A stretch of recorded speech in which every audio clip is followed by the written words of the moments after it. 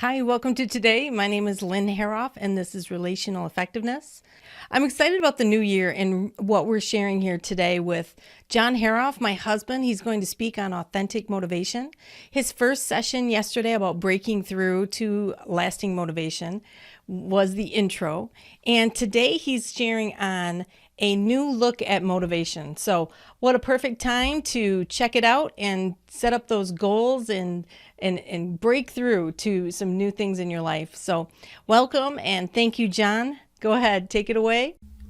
In the last video, I introduced the idea of two ways to look at motivation, a traditional view and a new look at motivation. And I mentioned the traditional view involves keeping something going, putting energy into a process.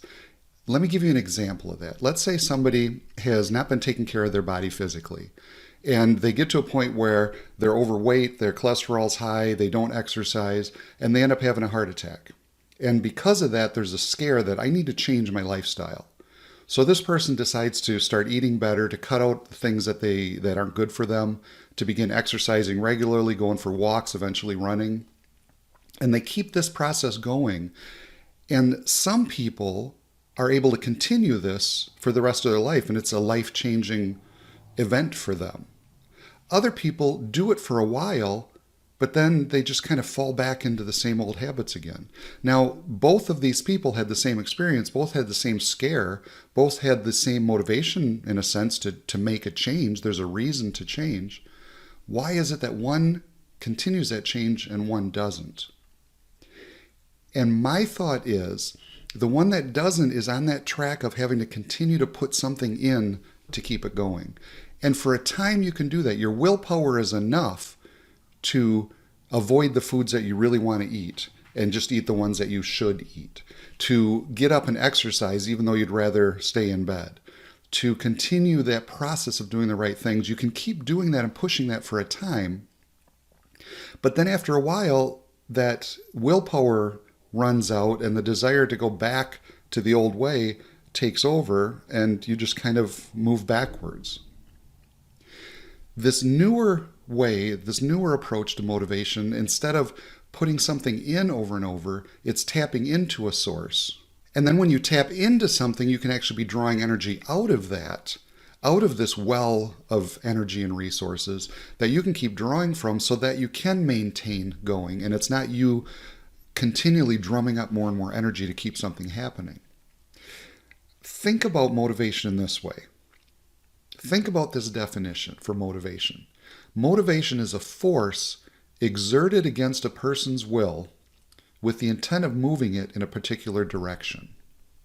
A force exerted against a person's will with the intent of moving it in a particular direction. So in other words, with this in mind, motivation is almost personified in a sense. It's this force. What is the will? As people, we're made up of a body, a soul, and a spirit. The body, obvious part, the part you can see. The soul is that inside you, the personality part. And then there's the spiritual part of you. In the soul, there's a mind, a will, and an emotions. So you have emotions in there. You have a mind you can think, emotions where you can feel, and you have that will that's kind of the boss that decides which way things are going to go. And instead of motivation being something that you're trying to power yourself, that kind of being the same thing as the will, think of motivation as a force that's there that is doing what it can to influence your will to go in a certain direction.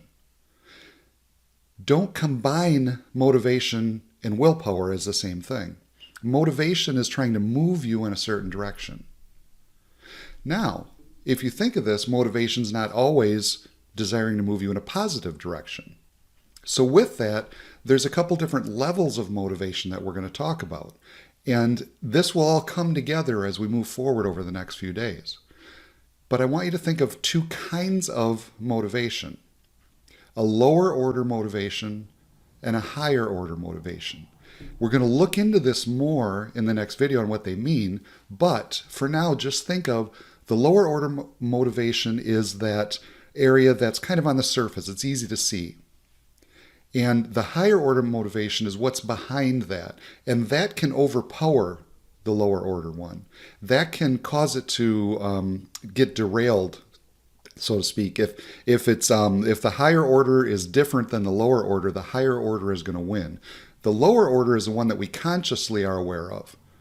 The higher order is what's kind of behind the scenes working in that. So in the next video, we're going to talk a little bit more about what those two are about as we continue building on this new way to look at motivation. I'd like to thank the Strategic Advisor Board for sponsoring this video today, and to thank John Hoerauf for sharing.